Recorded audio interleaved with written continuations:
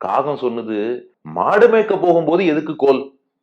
அதைத்தானே நான் கேட்டேன். எதிரிட்ட சண்டை போடும்போது ஆயுதத்தோட தான் போகணும். சாமான்யமா மாடு மேய்க்கும் போது இந்த குழந்தைக்கு குச்சி தேவையில்லைன்னு சொன்னேன் அப்படின்னு தான் காகம். பெரியாழ்வார் யசோதை பதில் சொன்னா, அப்படி இல்ல, இவன் மாடு மேய்க்க போகும்போதும் ஆபத்து வருது. பகாசுரன்னு கொக்கு வடிவிலான அசுரன் கைலாச மலையே ரெக்க கட்டி பறந்து வருவது போல அவ்வளவு வெளுப்பான கொக்கு. அந்த கொக்கு கிருஷ்ணனை விழுங்க வந்தது. எங்க கிருஷ்ணன் என்னடான்னா எப்போதுமே பொறுமைசாலி. ஒருத்தர் யாரு என்னன்னு தெரியாம நேரா அடிக்க மாட்டான். பொறுத்திட்டு பொறுமையாக நின்றான். எதிர் வந்த, அங்க பாருங்க, கம்சனுக்கு எதிர் நின்ற இந்த பறவை பகாசுரனுக்கு எதிர் வந்த. என்ன வேறுபாடுனா, கம்சனுக்கு தானா கிருஷ்ணன் கிட்ட வரத்துக்கு பயம். எதிர் நின்ற, அவன் எதிர்த்து கொண்டு ஒரு இடமா நின்னுட்டான். ஆனா இந்த பகாசுரன் இருக்கானே, கிருஷ்ணன் அவன் பாட்டுக்கு மாடு மேய்க்க போயிட்டு இருக்கான்.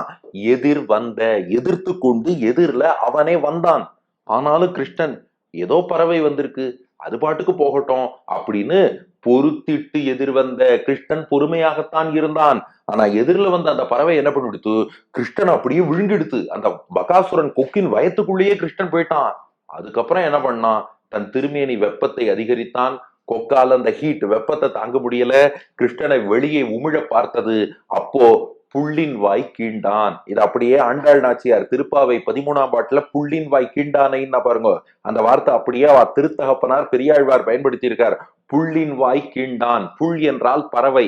இங்கே கொக்கு என்னும் பறவை வடிவில் வந்த பகாசுரன் புள்ளின் அந்த பறவையினுடைய வாய், அதன் வாயை, அதன் அலகுகளை கீண்டான்னா கிழித்தான்னு அர்த்தம். அப்ப பொறுத்திட்டு முதல்ல பொறுமையா காத்திருந்தான்.